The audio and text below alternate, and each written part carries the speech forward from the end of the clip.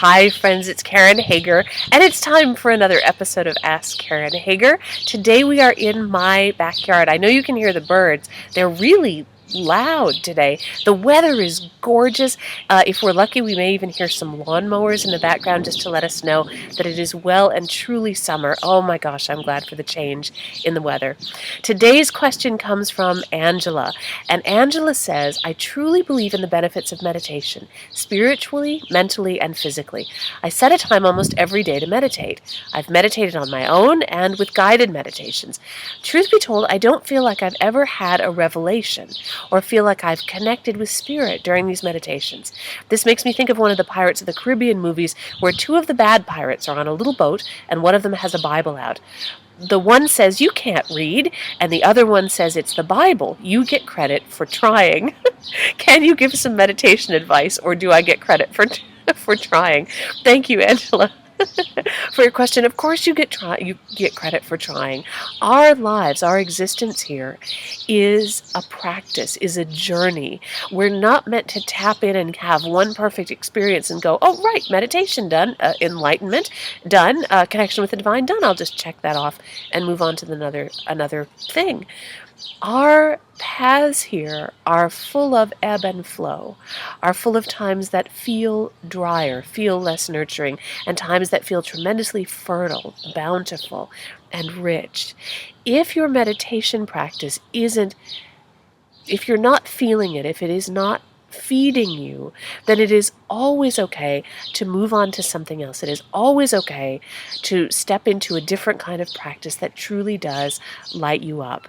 One of the things that I advise people to do, you guys know I'm a big nut about daily spiritual practice. One of the things that I advise people to do is if your practice isn't serving you, change it up. And it's okay to change it up and do something that you might not really think of as spiritual practice. Angela, you might want to go take a walk around the block. You might want to get very quiet and focus on the flame of a candle. You might want to connect with a spiritual teacher or mentor or dear friend who can talk to you, guide you through some of the challenges that you're having. We often are given the impression that meditation is the cure for everything, that if we can only meditate, do the right thing, we'll have some kind of amazing result that brings us closer to the divine. When the truth is, as I believe it, meditation brings us into that quiet space, that still space, that part of us where we turn inward and become aware of our divine connection. That divine connection runs through every part of our life, whether we're meditating or not, whether we're paying attention or not, if we're going inward or we're very outward focused. We never, ever lose that divine connection. That's our birthright. That's part of what it means to be incarnated in these bodies at this time. We always have that divine connection. Approaching meditation with the aim of enlightenment or a specific idea of a perfect experience that you'll have will almost always, like 99.95% of the time, lead to disappointment and boredom and crankiness.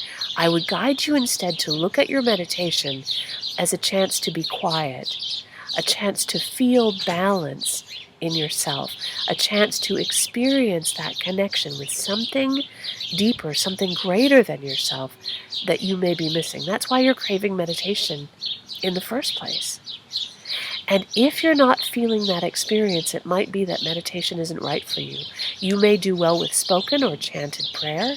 You may do well with praying using beads. I love to pray using a rosary. That's my tradition. That's the cultural path that speaks the most loudly to me. Use prayer beads, right? Whether that's a rosary or a mala or any other kind of prayer beads. Use crafting or drawing. Use singing. Use dancing.